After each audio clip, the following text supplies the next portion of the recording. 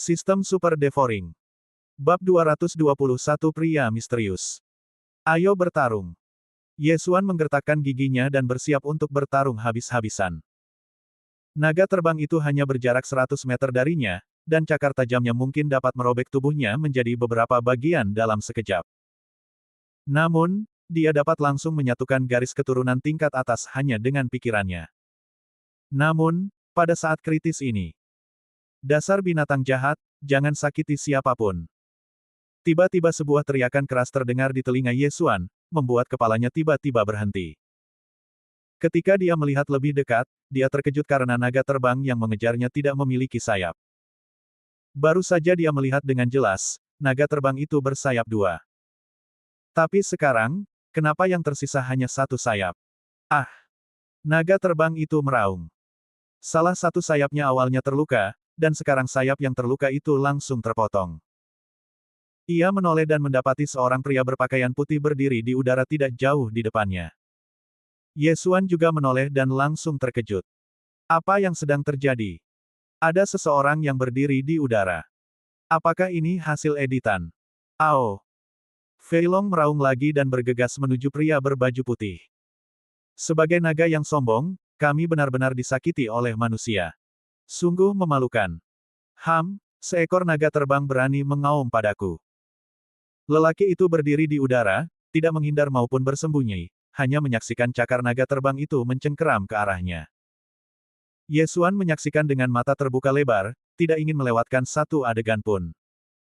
Saat berikutnya, dia terkejut lagi. Dia benar-benar melihat Fei Long dijatuhkan oleh pria ini hanya dengan satu pukulan. Ya ampun, seekor naga terbang terlempar hanya dengan satu pukulan, apakah ini benar-benar manusia? Mata Ye Xuan hampir keluar.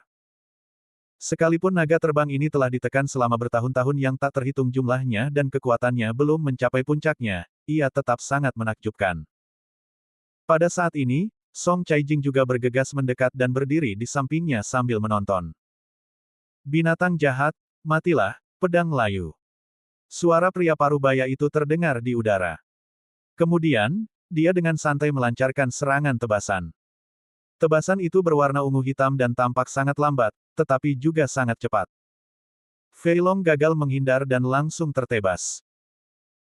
Bab ini belum selesai, silakan balik halamannya kemudian, tubuh naga terbang yang berwarna merah cerah itu mulai berubah menjadi hitam, lalu seluruh tubuhnya layu seperti kelopak bunga, dan setelah beberapa detik berubah menjadi abu dan tertiup angin. Seni bela diri macam apa ini? Ye Xuan tercengang. Siapa sebenarnya pria parubaya berpakaian putih ini? Dia tidak hanya bisa berdiri di udara, tetapi dia juga bisa membunuh naga terbang itu seketika hanya dengan satu pedang, dan dia tidak menggunakan metode konvensional. Angin sangat kencang di malam hari, dan abu yang telah berubah menjadi naga terbang itu pun dengan cepat tertiup. Pada saat ini, pria parubaya berpakaian putih menoleh dan melirik Ye Xuan. Kemudian dia melangkah maju dan muncul di depan Ye Xuan dalam sekejap. Dia masih berdiri di udara, sekitar 5 meter dari tanah. Wah, aku telah menyelamatkan hidupmu. Maukah kau berterima kasih padaku? Pria parubaya berpakaian putih itu berkata sambil tersenyum. Mendengar ini, Ye Xuan segera mengepalkan tangannya dan berkata, terima kasih telah menyelamatkan hidupku, senior. Haha, apakah itu hanya ucapan terima kasih secara lisan? Pria parubaya berpakaian putih itu tertawa lagi. Ye Xuan tertegun dan mengerutkan kening, berkata, senior adalah seorang master, dan saya baru saja memasuki alam pil ilahi. Saya khawatir saya tidak dapat membalas budi Anda. Lelucon apa ini? Dia membunuh Fei Long, yang sebanding dengan alam kekuatan dan tenaga, dengan satu pedang dalam sekejap, jadi mengapa dia menginginkan benda-benda itu? Tidak, kamu bisa. Kata pria parubaya berpakaian putih itu. Ye Xuan mengangkat kepalanya dan mendapati pria parubaya berpakaian putih itu tengah memperhatikan Song Caijing di sampingnya. Tiba-tiba, Ye Xuan mengerti apa yang diinginkan pria parubaya berpakaian putih itu. Senior, kamu boleh ambil apapun yang kamu mau, tapi dia tidak bisa. Ye Xuan berkata dengan penuh rasa terima kasih. Dia pun merasa sangat bingung dalam hatinya. Mengapa pria sehebat itu, yang bisa mendapatkan wanita manapun yang diinginkannya, jatuh cinta pada Song Caijing? Pria parubaya berpakaian putih itu hanya memandanginya sejenak, tidak tahu apa yang sedang dipikirkannya. Setelah beberapa saat, dia tersenyum dan berkata, "Kamu bilang, semuanya mungkin. Termasuk hidupmu." Kehidupan. Yesuan berhenti lagi dan ragu-ragu sejenak. Dia tidak menyangka bahwa dia baru saja lolos dari kejaran Fei Long dan bertemu dengan master penipu lainnya. "Baiklah, senior, kalau kau menginginkan nyawaku, ambil saja." Yesuan menggertakkan giginya dan mengangguk. Song Caijing di sampingnya sudah menangis. Yesuan rela mengorbankan dirinya untuk melindunginya, yang sudah cukup membuktikan bahwa dia memiliki kedudukan tinggi di hati Yesuan. Pada titik ini, dia sudah siap mengorbankan dirinya. Namun, saat dia hendak berbicara, pria parubaya berpakaian putih itu tersenyum dan berkata, "Bagus, bagus. Kamu rela berkorban demi seorang wanita. Jika kamu memiliki seseorang yang ingin kamu lindungi, kamu tidak akan tersesat dalam kultivasimu di masa depan. Aku hanya bercanda tadi. Kurasa kau seperti temanku, jadi aku membantumu. Kalau tidak, bahkan jika dinasti ini akan hancur." Bab ini belum selesai, silakan balik halaman, itu tidak ada hubungannya denganku. Mendengar ini, batu besar yang tergantung di hati Yesuan pun jatuh. Ternyata dia hanya seorang ahli yang lewat, dan dia baru saja bertemu seseorang yang tampak seperti teman. "Terima kasih, senior." Yesuan dan Song Caijing berterima kasih secara bersamaan. "Jangan berterima kasih padaku. Aku sudah bilang aku tidak akan melakukan apapun tanpa imbalan. Wah, sekarang kau berutang budi padaku. Jika kita bisa bertemu lagi di masa depan, aku harap kau bisa mengingat kebaikan ini." Kata pria parubaya berpakaian putih itu sambil tersenyum. "Wah, kamu pasti akan mengingatnya." Yesuan menjawab dengan cepat. Tingkat keempat dari roh ilahi. Asal diberi waktu, dia bisa mencapainya. "Haha, aku hanya bicara santai. Dunia ini begitu luas, tidak mudah untuk melihatnya." Pria parubaya berpakaian putih itu tertawa beberapa kali. Yesuan merasa ada yang tidak beres dan mendongak, hanya untuk menemukan bahwa pria parubaya berpakaian putih telah menghilang. Suara tawa itu datang dari segala arah, dan tidak seorang pun tahu kemana perginya. "Sial, ini seperti hantu, aku takut setengah mati." Yesuan menangis dalam hatinya. Baru saja dia benar-benar takut pihak lain akan tiba-tiba menyerang dan menjadikannya seperti naga terbang. Untungnya itu hanya candaan. "Kamu Suan." Suara Song Caijing yang lembut dan halus terdengar di telinga Yesuan. Ketika dia menoleh, dia mendapati wajah lelaki itu sudah dipenuhi air mata. "Mengapa kamu begitu bodoh?" Song Caijing memeluk Yesuan dan menangis sejadi-jadinya. Payudara yang menjulang tinggi itu baru saja ditekan ke tubuh Yesuan, yang segera membuat suasana hati Yesuan menjadi lebih baik. Siapa yang selamat dari musibah besar, pasti akan mendapat keberkahan di kemudian hari, dan inilah keberkahan di kemudian hari. Yesuan melingkarkan lengannya di pinggang Song Caijing dan membelai kepalanya dengan lembut, menenangkannya, "Jangan menangis, bukankah ini saatnya bagi seorang pria untuk bangkit? Lagi pula, bukankah kita semua baik-baik saja sekarang? Itu hanya alarm palsu. Jangan lakukan ini lain kali. Ayo kita mati bersama." Song Caijing mengangkat kepalanya, air mata mengalir di wajahnya seperti manik-manik dari tali yang putus. Wajahnya dipenuhi air mata, yang membuat hati Yesuan luluh. "Baiklah, baiklah, mari kita lakukan bersama." Yesuan tersenyum dan berkata, "Kita bicarakan ini nanti saja. Apakah kamu ingin memberiku hadiah sekarang?" Setelah berkata demikian, dia memalingkan mukanya ke samping. Song Caijing segera mengerti apa yang dimaksud Yesuan. Dia berdiri berjinjit dan mencium pipi Yesuan. "Bagus sekali." Yesuan sangat menikmatinya dan membelai rambut Song Caijing dengan penuh kasih sayang.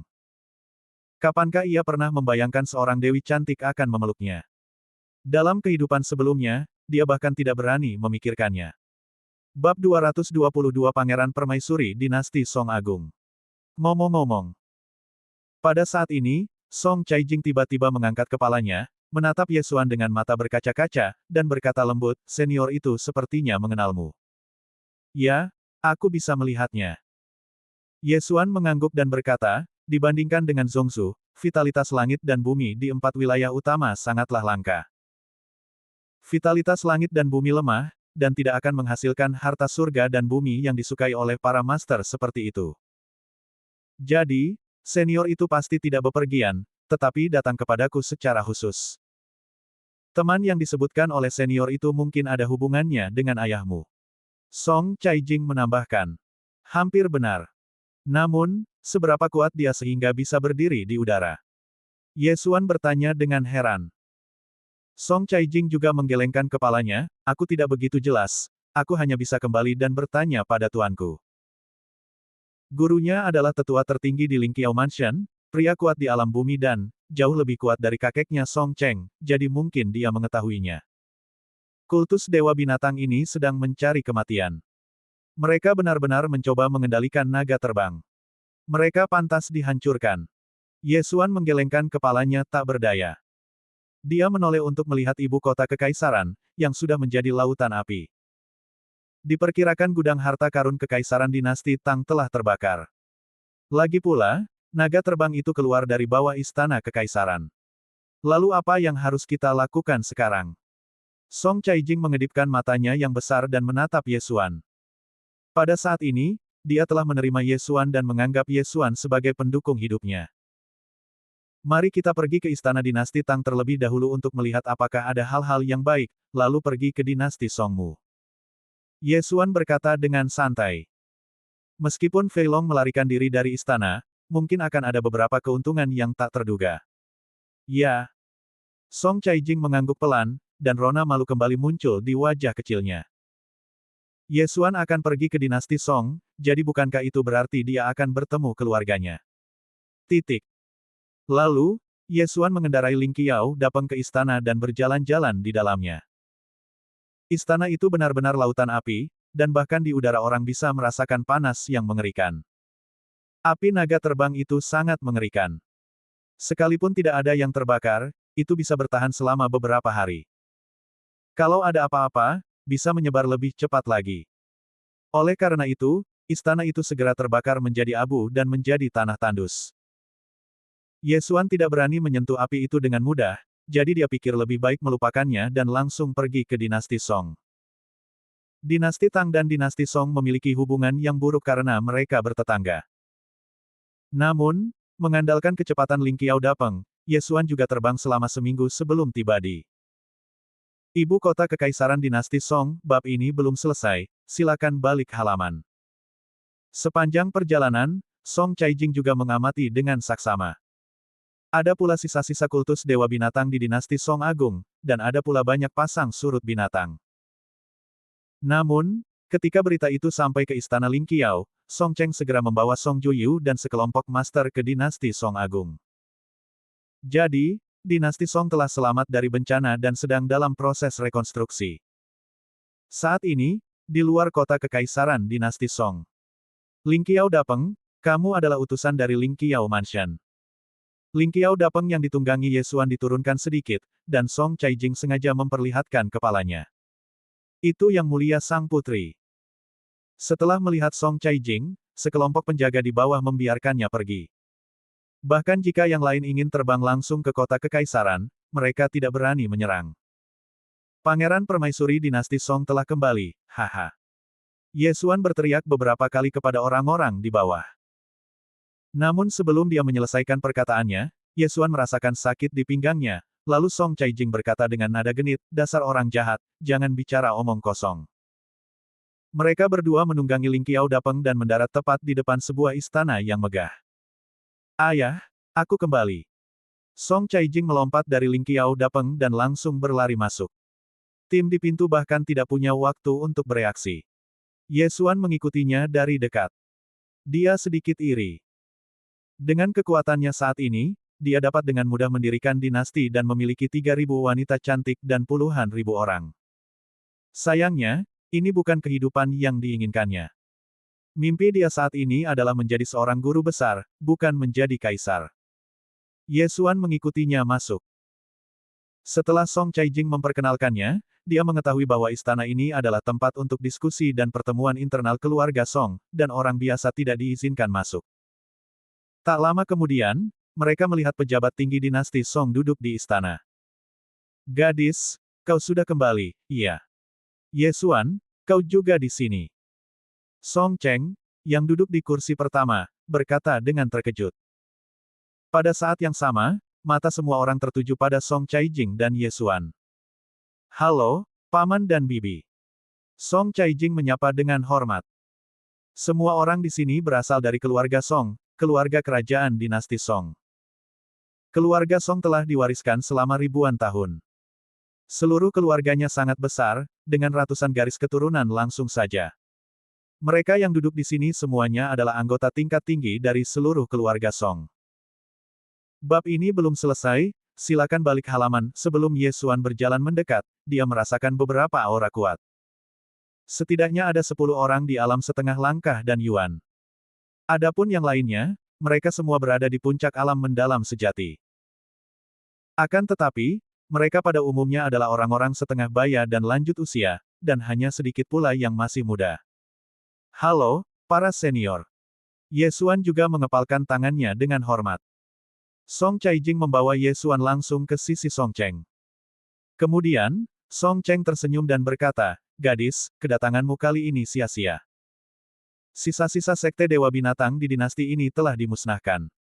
Kakek, kau bertindak terlalu cepat. Saat kami pergi untuk menjalankan misi, kuota sudah penuh, jadi kami pergi ke dinasti Tang. Kami baru saja datang dari dinasti Tang." Song Caijing menjelaskan. "Oh, dinasti Tang. Bagaimana keadaan di sana?" Seorang pria parubaya di bawah bertanya dengan rasa ingin tahu. Dia adalah kaisar dinasti Song saat ini, Song Zheng. Song Caijing menjawab, "Ayah, ada 2 binatang misterius dari dinasti Tang, dan mereka semua telah dibunuh oleh kita berdua." Begitu kata-kata ini keluar, puluhan orang di istana semuanya terkejut. 2 binatang misterius. Tampaknya keberuntungan dinasti Tang agak buruk, karena sebenarnya ada 2 binatang misterius. Tahukah Anda, hanya ada 1 di dinasti Song. Akan tetapi, mereka juga paham bahwa mereka harus memilih yang lemah, dan dinasti Tang adalah yang terlemah dari keempat dinasti. Namun, pada saat berikutnya, mereka menemukan poin penting lain dalam kata-kata Song Caijing. "Gadis, kamu mengatakan bahwa 2 binatang misterius itu telah kamu bunuh." Song Cheng juga sedikit terkejut. "Ya, kakek, lihatlah wilayahku saat ini." Song Caijing berkata, dan tiba-tiba dan Yuan yang kuat dipancarkan.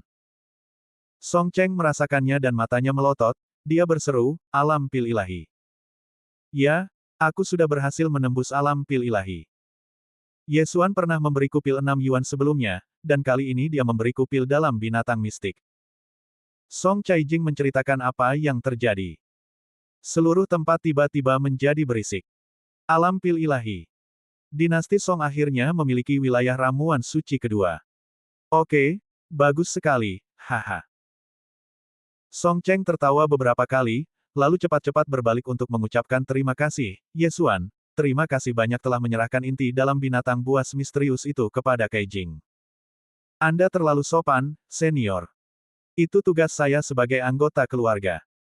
Ye Xuan tersenyum dan berkata dengan santai. Bab 223, Keluarga Kita Sendiri. Keluarga kita sendiri. Song Cheng sedikit tertegun, tidak begitu mengerti. Wajah Song Caijing tiba-tiba berubah, dan dia langsung melotot marah ke arah Ye Xuan. Mereka sebelumnya sepakat untuk merahasiakannya untuk sementara waktu, tetapi dia tidak menyangka Ye Xuan akan membocorkan rahasia itu. Dalam sekejap, 2 rona merah muncul di wajahnya, lalu dia membisikkan sesuatu di telinga Song Cheng.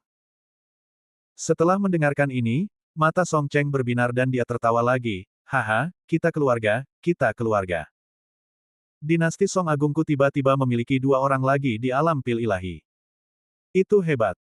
Setelah beberapa saat, dinasti Song Agungku akan memiliki 4 orang di alam pil ilahi.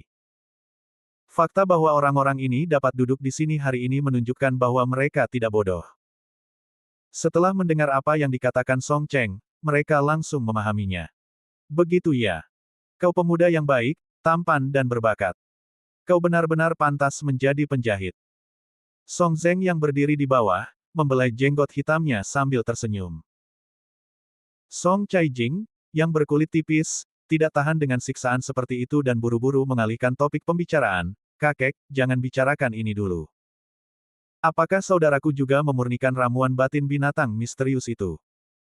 Ya, setelah binatang misterius itu kubunuh, aku memberikan ramuan batin itu kepada Judgment. Dalam 1 atau 2 bulan lagi, itu seharusnya sudah cukup untuk menembus alam ramuan manusia. Song Cheng mengangguk puas. Dinasti Song tiba-tiba memiliki 3 orang lagi di alam pil ilahi. Ini adalah peristiwa yang hebat, dan ini adalah berkat rangkap 3. Kemudian, Song Caijing mulai menceritakan apa yang terjadi beberapa hari terakhir. Ketika dia berbicara tentang apa yang terjadi di ibu kota dinasti Tang, semua orang yang hadir terkejut. Naga terbang.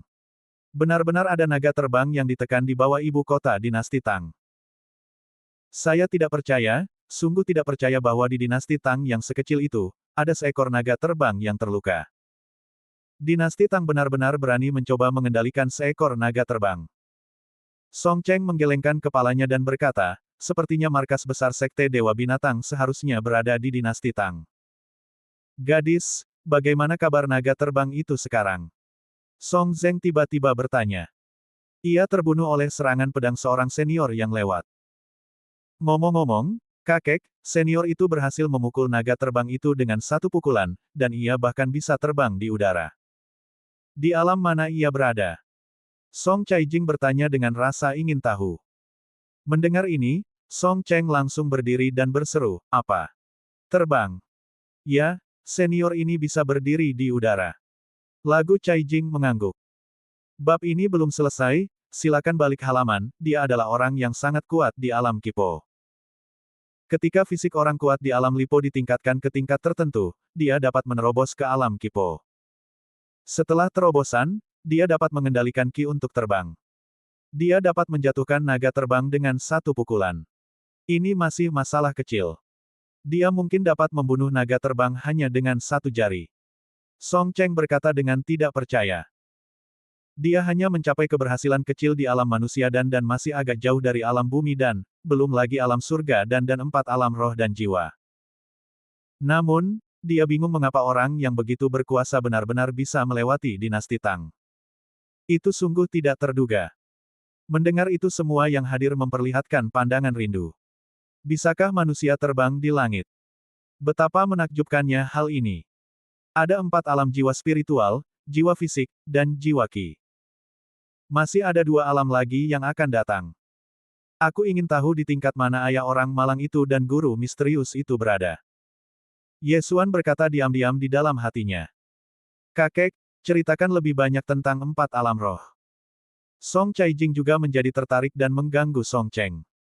Orang-orang di bawah juga menyaksikan dengan penuh minat. Meskipun mereka tidak memiliki harapan untuk menerobos ke alam pil ilahi, tetap saja menyenangkan bisa mendengarkannya. Mereka kemudian dapat menceritakannya kepada keturunannya untuk menumbuhkan keinginan dalam berkultivasi. Baiklah, tapi aku tidak tahu banyak. Song Cheng juga mengangguk dan berkata, ada desas-desus bahwa mereka yang telah mencapai kesuksesan besar di alam Tiandan dapat memecah dan menjadi jiwa setelah mereka berkultivasi hingga puncak.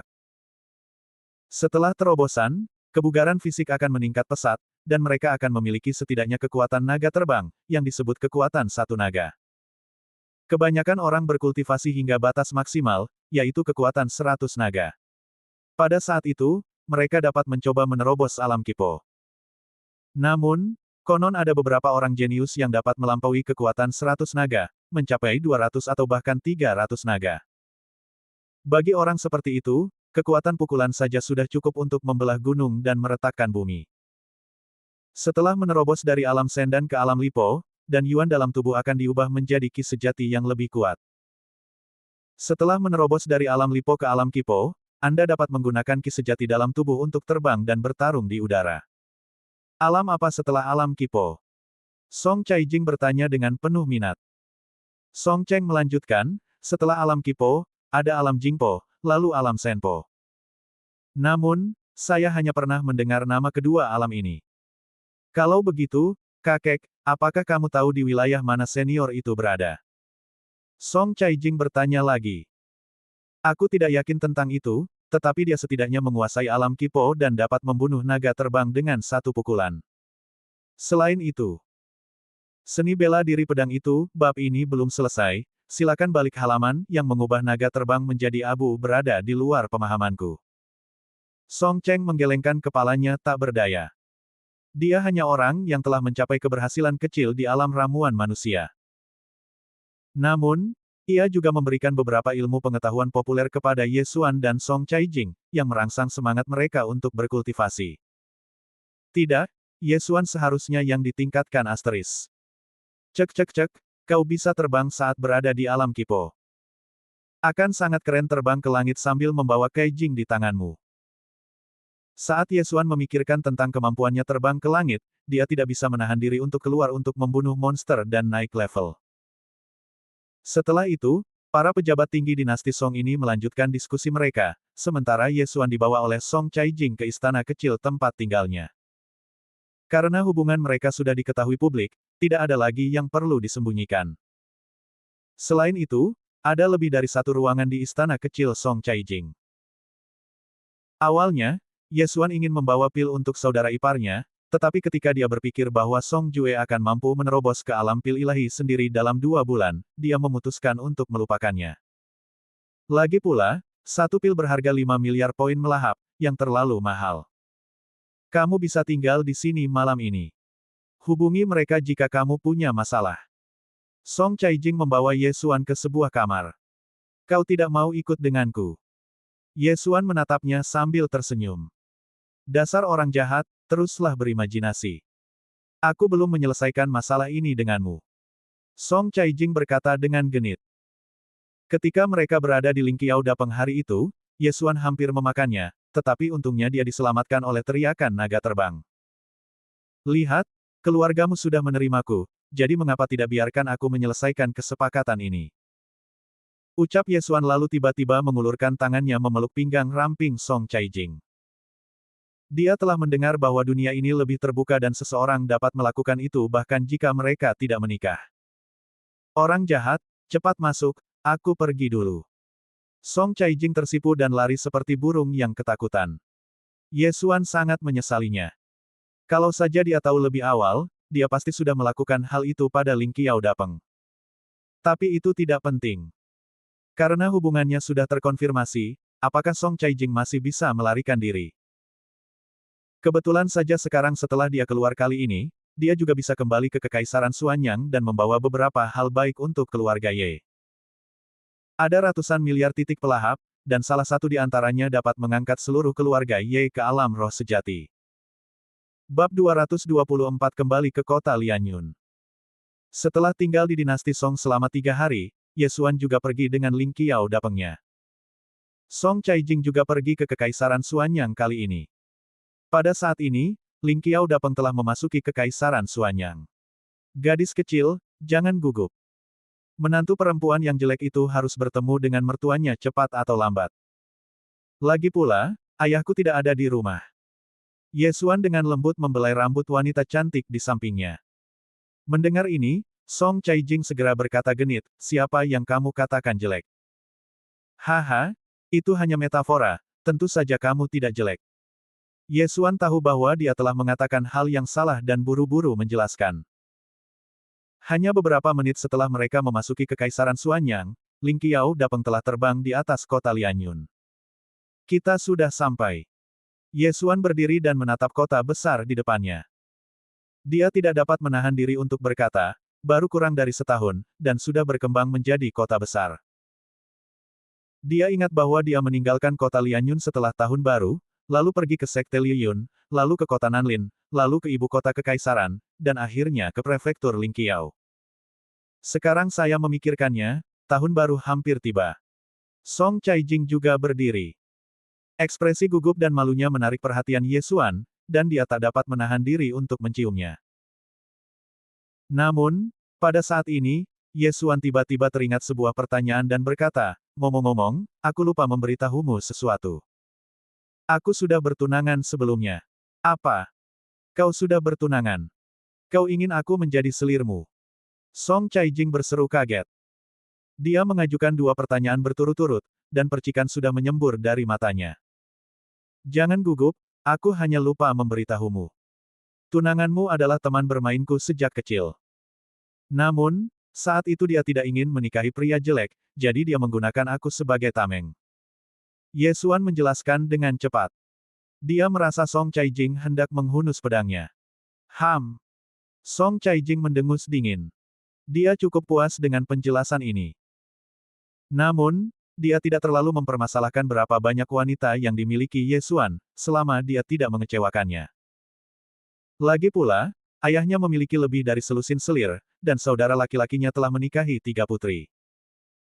Tentu saja, selain tidak mengecewakannya, ada syarat lain, yaitu dia tidak boleh diperlakukan sebagai bawahan. Baiklah, ayo turun. Ye Xuan tersenyum, lalu dengan lembut menggendong Song Caijing, yang seperti biasa melingkarkan lengannya di leher Ye Xuan. Dengan lompatan ringan Ye Xuan, mereka jatuh langsung dari udara, dan 2 detik kemudian, mereka tiba-tiba mendarat di tanah. Bab ini belum selesai, silakan balik halaman, dan tempat dia mendarat kebetulan adalah halaman keluarga Ye. Kebetulan ada 3 pria setengah baya di halaman. Ketiga lelaki setengah baya itu tengah mendiskusikan suatu hal ketika tiba-tiba terdengar suara keras yang membuat mereka ketakutan setengah mati. Mereka berbalik dan mendapati salah satu dinding halaman telah runtuh, asap dan debu memenuhi udara, lalu 2 sosok berjalan keluar dari sana. Paman, aku kembali. Ye Xuan berjalan keluar dari asap dan debu dan berkata sambil tersenyum. 3 orang di halaman ini adalah Ye Zhang, Sue Hai dan Lin Ming. Kamu Xuan. Ye Zhang mengira ada pencuri yang menyusup ke dalam rumah Ye, tapi dia tidak menyangka kalau ternyata Ye Xuan yang kembali. Lalu, mereka bertiga serentak mengalihkan pandangan mereka ke wanita berpakaian putih di belakang Ye Xuan. Halo, 3 paman. Song Caijing memanggil dengan suara rendah, sedikit gugup. Ye Xuan, ini. Ye Zhang menatap Ye Xuan. Ye Xuan langsung memegang tangan Song Caijing dan memperkenalkannya, putri dinasti Song. Tindakan ini membuat Ye Zhang dan 2 orang lainnya memahami hubungan antara keduanya. Namun, ketika mereka mendengar kata-kata Ye Xuan, mereka hampir pingsan. Seorang putri dari dinasti Song. Saya yang sedang memotong rumput. Satu dinasti bernilai ratusan atau bahkan ribuan kekaisaran Suanyang. Dan bagaimana dengan keluarga Ye? Itu hanya keluarga kecil yang tidak mencolok di kekaisaran Suanyang. Di mata Ye Zhang dan 2 orang lainnya, Ye Xuan telah tumbuh ke tingkat yang tidak dapat mereka bayangkan. Ayo, duduk. Ye Zhang tersenyum lebar dan cepat menarik Ye Xuan dan orang lainnya untuk duduk. Lagi pula, mereka adalah keluarga, jadi mereka segera mulai mengobrol. Setahun setelah Ye Xuan meninggalkan rumah, kota Lianyun telah mengalami perubahan luar biasa. Keluarga kerajaan Suanyang juga sangat memperhatikan keluarga Ye dan mengirim banyak orang untuk membantu pembangunan. Tidak hanya itu, bahkan Ouyang Ming datang ke kota Lianyun untuk mengambil alih. Kota Lianyun sekarang berkembang dengan sangat baik dan harmonis. Tidak ada hal besar yang terjadi, yang membuat Ye Xuan merasa tenang. Adapun Liuer dan Sue Qingqing, mereka juga menjalani kehidupan yang baik. Mereka cocok dengan kehidupan yang damai ini, sehingga mereka hidup tanpa kekhawatiran. Kali ini ketika dia kembali, Ye Xuan membawa banyak hal baik.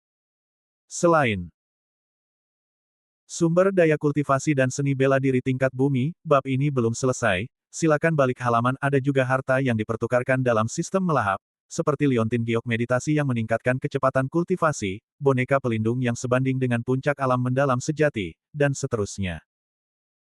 Meskipun kekaisaran Suanyang hanya sebuah kekaisaran kecil, menjadi kuat selalu merupakan hal yang baik, untuk berjaga-jaga.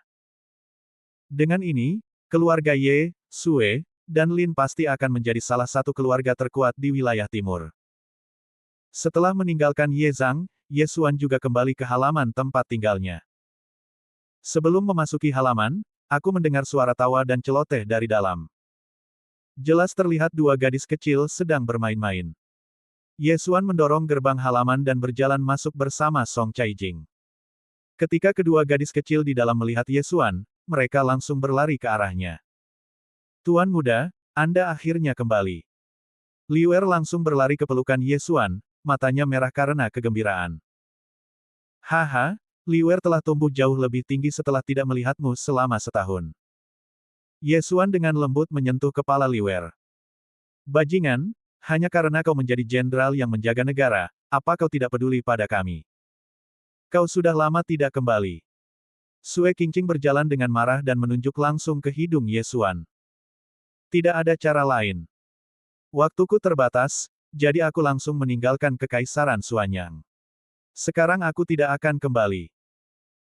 Ye Xuan tersenyum, lalu dengan lembut menarik Song Caijing yang berdiri di pintu dan memperkenalkan, "Perkenalkan, ini adikku Liuer, dan ini, juga adikku Sue Qingqing."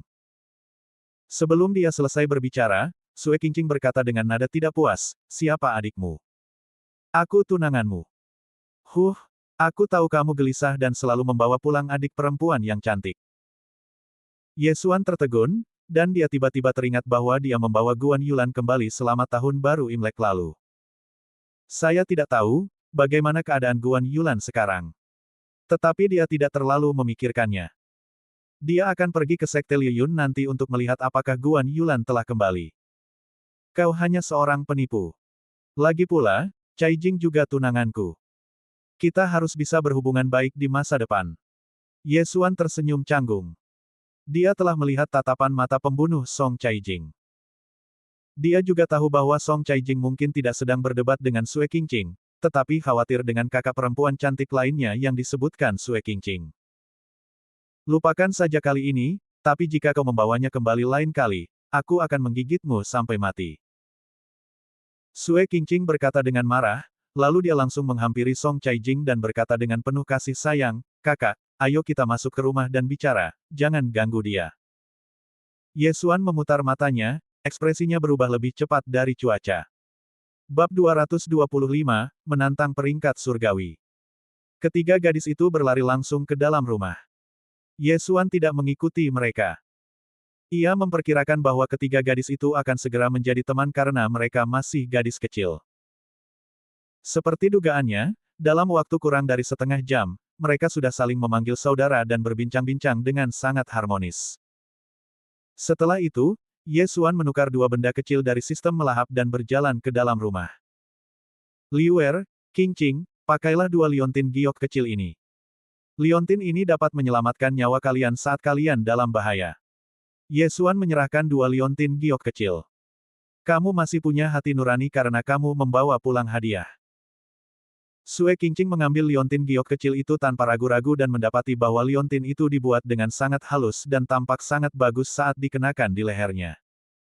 Ini adalah jenis boneka lain yang dipertukarkan oleh Ye Xuan. Jika menemui bahaya, ia akan mengembun menjadi boneka Xuanqi, yang sebanding dengan puncak alam Xuan sejati dan jauh lebih berharga daripada boneka penjaga setinggi beberapa meter. Tidak hanya itu, Ye Xuan juga secara khusus memilih teknik tingkat dasar yang cocok untuk dipraktikkan para gadis, dan menyiapkan formasi pengumpulan roh yang besar di seluruh keluarga Ye untuk meningkatkan kecepatan latihan. Pada saat yang sama, dia memberikan dua liontin giok meditasi kepada Liuer dan dua gadis lainnya. "Aku yakin tidak akan lama lagi sebelum kedua gadis ini menjadi master." Ye Xuan tidak meminta mereka menjadi super kuat, dia hanya ingin mereka memiliki kemampuan untuk melindungi hidup mereka. Selain itu, bercocok tanam juga dapat menambah umur dan memiliki banyak manfaat. Masih ada beberapa hari lagi sebelum tahun baru, Ye Xuan menunggangi Ling Qiao datang ke Sekte Liyun lagi, tetapi mengetahui bahwa Guan Yulan belum kembali. Dalam keputusasaan, dia harus pergi ke ibu kota Kekaisaran Xuanyang untuk melaporkan keselamatannya kepada Zhao Chongguang dan yang lainnya, karena Zhao Pan dan Jiang Xian belum kembali. Akhirnya, ia kembali ke kota Lianyun dan menanam beberapa ramuan spiritual yang berharga di rumah Ye, Lin dan Sue untuk meningkatkan vitalitas langit dan bumi serta memfasilitasi pengumpulan energi spiritual.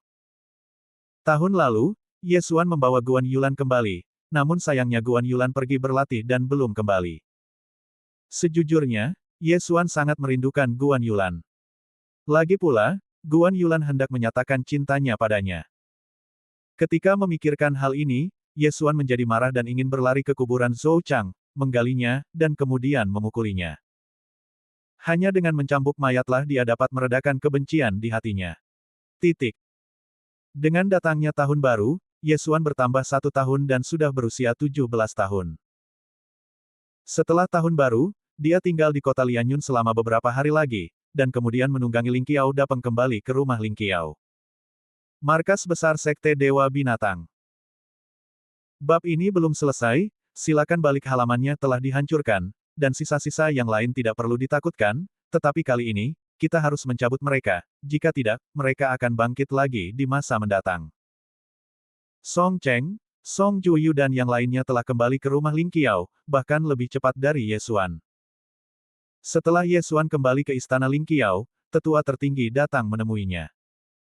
Pada saat ini, dia telah mengetahui bahwa Song Caijing telah menerobos ke alam pil ilahi.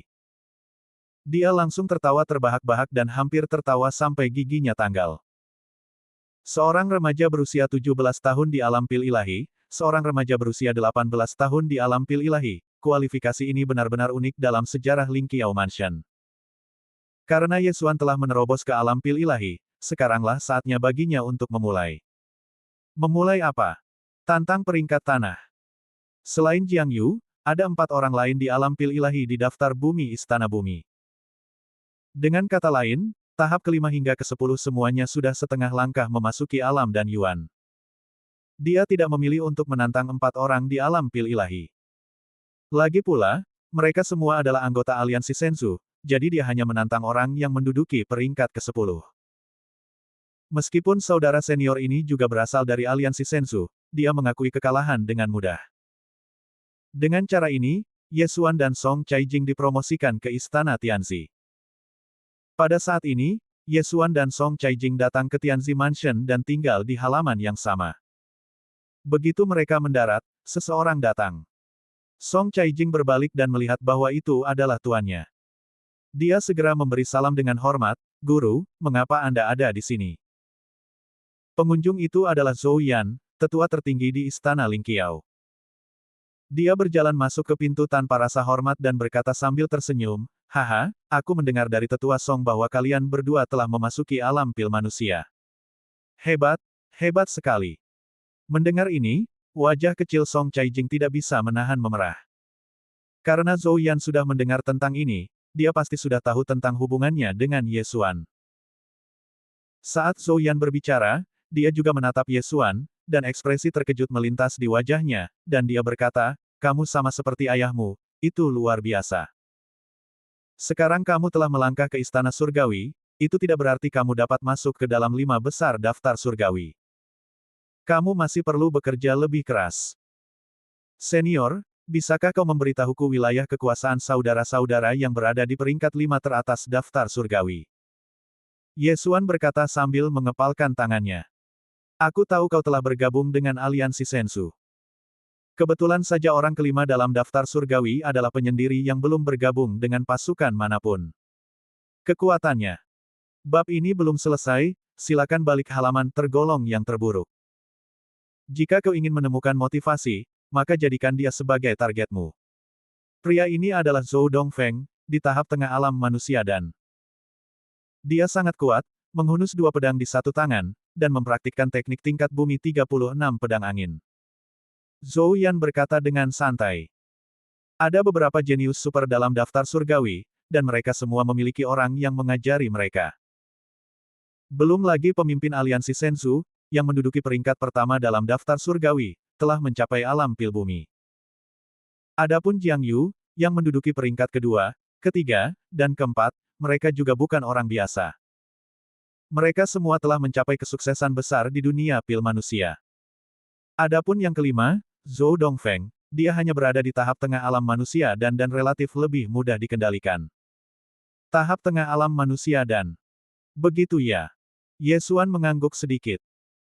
Jika itu adalah binatang misterius yang sebanding dengan tahap tengah alam ramuan manusia, itu akan sangat mudah baginya. Tetapi bagaimanapun juga ini adalah rumah Ling Qiao, jadi dia tidak yakin 100%. Meskipun tidak 100%, setidaknya 80%. Dia sudah siap dan akan segera menantang Zhou Dongfeng. Baiklah, berikut ini bahan-bahan untuk 20 senjata tanah dan 300 pil 6 elemen. Setelah kamu menyempurnakannya, silakan kirimkan kepadaku. Ngomong-ngomong, kamu harus lebih menahan diri dan jangan menunda kultivasimu. Zhou Yan melemparkan cincin Qiankun lalu pergi. Ye Xuan mengambil cincin Qiankun dan memeriksanya, dan nomornya benar. Satu senjata bumi berharga 200.000 kristal tingkat menengah, dan 20 diantaranya berharga 4 juta kristal tingkat menengah. Dan 300 pil 6 yuan bernilai 3 juta kristal kualitas sedang. Jika Ye Xuan dapat menyelesaikan pemurniannya, dia akan mendapatkan 7 juta kristal tingkat menengah secara gratis. Wajah Song Caijing memerah dan dia bertanya dengan tidak percaya, mengapa ada begitu banyak? Bisakah kamu memurnikan semuanya? Haha, kamu terlalu meremehkanku. Apakah kamu takut aku tidak bisa mendukungmu? Ye Xuan bercanda. Meskipun Song Caijing tidak tahu jumlah pastinya, dia mengerti bahwa itu pasti angka astronomis yang bahkan Song Cheng tidak dapat bayangkan. Jadi, apakah kamu akan keluar lagi sekarang? Song Caijing mengerucutkan bibirnya. Ya, tapi kita tidak akan memperbaikinya. Kau baik-baik saja, jadi mari kita lakukan bersama. Setelah Ye Xuan selesai berbicara, dia meraih tangan Song Caijing dan berjalan keluar. Song Caijing mengedipkan matanya yang besar dan bertanya dengan rasa ingin tahu, kemana kita akan pergi? Kering.